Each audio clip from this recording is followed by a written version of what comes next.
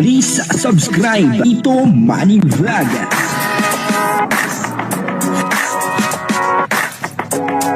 Payagan po si Tito Manny Vlog na mag-reactor para pambiling gamot sa kanya pong karamdaman. Kalingap Edu, sinabi niya po kung sino ang gusto niyang mapangasawang babae. At eto po pala ang gusto niyang babae.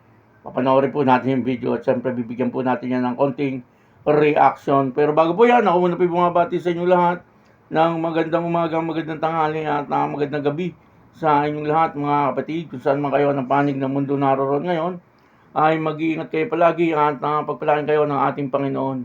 Maraming salamat din po sa patuloy na tumatangkilik sa aking YouTube channel at nanonood sa aking video reaction. Patuloy lang po natin suportahan sila Kuya Bal Santos Matubang, Kalingap Rob at Ed The Vlog, Jack Tapia at siyempre yung mga kasamahan ko pong legit na reactor sa Kalingap. Ganun din po yung mga charity vlogger na Kalingap partner. O ito po yung video na kung saan ay tahakang sinabi ni Kalingap Edu na ito po pala ang gusto niyang babae na mapangasawa. Ito alamin po natin At ang kabuuan po ng video ito yung mapanood po natin sa YouTube channel ni Kalingap Edu. Supportahan po natin Kalingap Edu. Pag binigyan tayo ng Diyos ng taong masasabi natin ay handa sa ginagawa ko. Handa sa ginagawa kong misyon. Saka lang i-add ko siya. Magiging additional sa gawain natin. Saka lang tayo maglalagay sa tayo. Hindi ka mag-asawa dahil kailangan mo lang mag-asawa. Mag-asawa ka dahil additional siya sa buhay mo na makakatulong sa iyo sa mission mo. Diretsong sinabi ni Kalingap Edu, kung ano po yung gusto niyang mapangasawa. Napanood naman po natin yung video, Siyempre, mahirap nga naman, yung mapangasawa ng isang charity vlogger ng katulad ni Kalingap Edu. Dapat ay talaga yung maunawain. Yung mahaba yung pasensya. At ang isa pa, dapat ay hindi silosa. Kasi siyempre, marami pong nakakahalubilo, ang isang vlogger. Yung pagtulong, kailangan ay hindi madamot. Yung kanyang mapapangasawa, kailangan ay nauunawaan yung kanyang ginagawang pagtulong sa ating kapwa. Kaya siyempre, ay ganun klaseng babae ang gustong mapangasawa ni Kalingap Edu, yung mga sinabi niya. At yung lahat ng mga sinabi niya, yun po yung nakikita ko kay Beyonce. Katotoo lang, siyempre, unang-una si Beyonce ay hindi po talagang kokontra sa mga ginagawa ni Kalingap Edu. Kasi si Beyonce ay gusto niya rin yung nakakatulong sa ating kapwa. Kasi isa po siya sa dumaan sa ganyan. Na hanggang ngayon, siyempre, tinutulungan po siya ng Kalingap. Talagang hindi po kukontra si Beyonce. Kaya lang, siyempre, sa ngayon ay bata pa po itong si Beyonce. Kumbaga, siyempre, ay kailangan makatapos muna sa pag-aaral itong si Beyonce bago po siya mag-asawa. Huwag po nating apurahin itong si Kalingap Edu. Mukhang may hinihintay naman talaga si Kalingap Edu, Kaya, hanggang sa ngayon ay hindi pa po siya nag-aasawa kasi meron nga po siyang hinihintay. Kaya wag po natin kulitin si Kalingap Edu tungkol po sa kanyang pag-aasawa. Pero yung sinabi na po ni Kalingap Edu kung ano pong klaseng babae ang gusto niyang mapangasawa. At sangayon naman po tayong lahat doon. Talagang ganun talaga. Ang kailangang mapangasawa ng isang charity vlogger. Una sa lahat, siyempre dapat hindi silosa. Kasi siyempre, marami pong nakakahalubilong babae.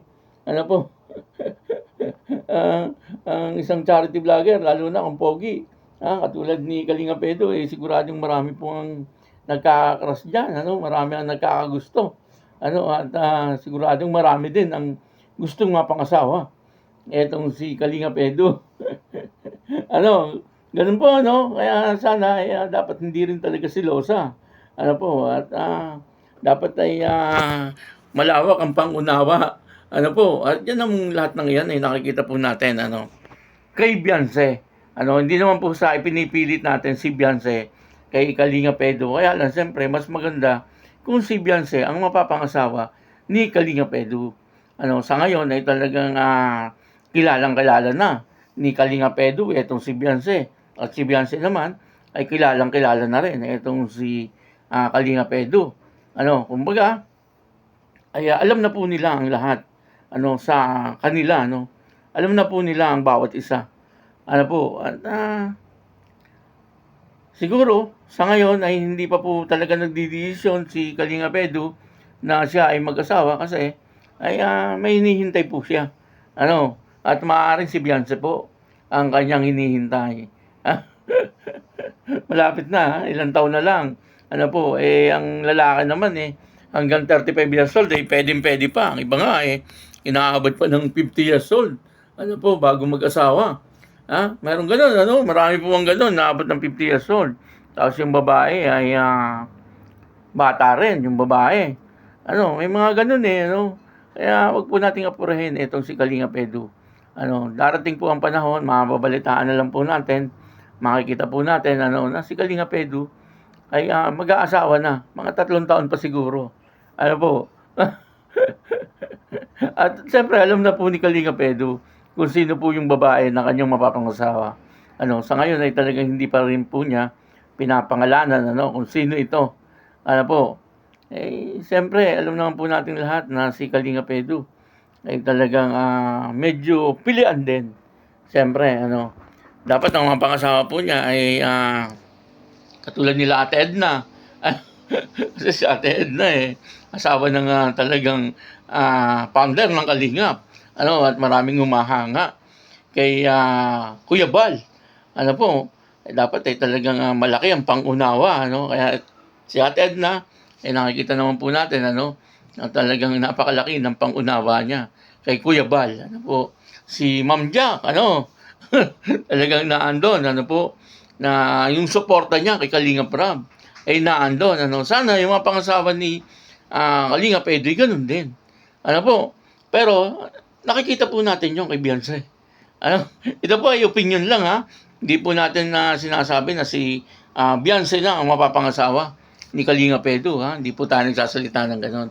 Kumbaga ay mas maganda na si Beyonce, siyempre, ang mapangasawa ni Kalinga Pedro. Yun po ay opinion ko lang. Wala naman po sigurong masama na mag-opinion.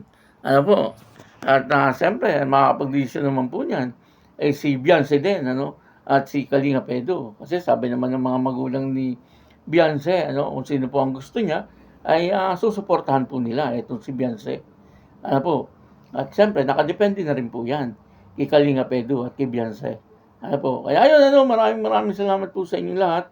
At ako po si Tito Manny Vlog na nagsasabing God bless you all. Diyos mabalos.